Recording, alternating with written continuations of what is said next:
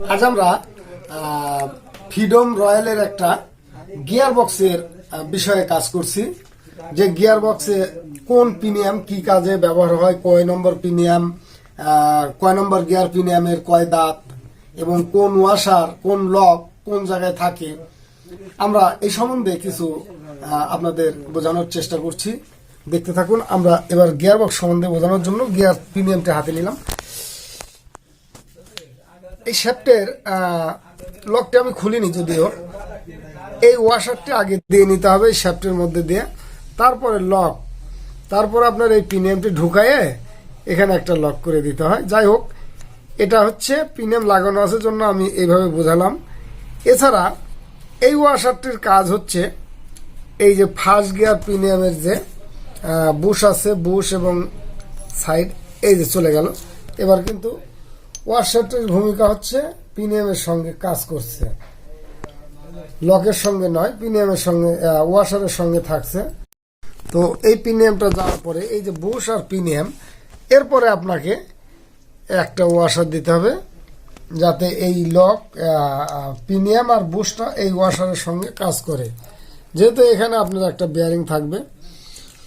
তো first gear পিনিয়ামের দাঁত হচ্ছে 35টা এবং ফার্স্ট গিয়ারের সঙ্গে যে কাজ করছে এই মেন শ্যাফট, এটা ক্লাস শ্যাফটও বলা চলে, মানে ক্লাসের ক্লাস প্লেট বা ক্লাস বাটি এর সঙ্গে থাকে।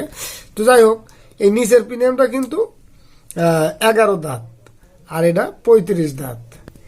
এছাড়া ক্লাস শ্যাফটের সাথে যে পিনিয়ামটি আছে সেকেন্ড গিয়ারের 17 দাঁত, আর স্পকেট শ্যাফটের সঙ্গে যেটা আছে সেটা 29 দাঁত সেকেন্ড গিয়ার পিনিয়ামে কাজ করছে।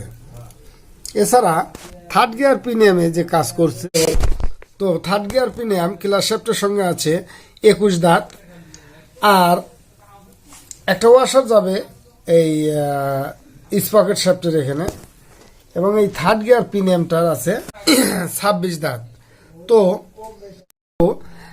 স্পকেট শ্যাফটের যে পিনিয়ামটি আছে থার্ড গিয়ারের 26 দাঁত, আর ক্লাস শ্যাফটের সাথে যেটা আছে 21 দাঁত। তো এছাড়া আমরা টপ গিয়ার পিনিয়ামের যে বিষয়, আমরা আগে লকটি লাগিয়ে নিই। লকটি লাগানোর পরে আপনার এই পিনিয়ামটি দেখেন গ্রুপ আছে, এইভাবে আমরা লাগাবো।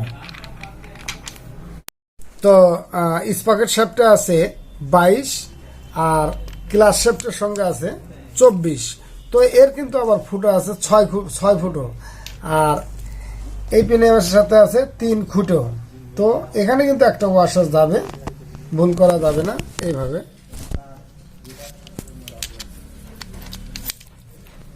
এইভাবেই গিয়ার বক্সে কাজ করবে। এখন ফিঙ্গারের মাধ্যমে গিয়ার আপ এন্ড ডাউন করবে।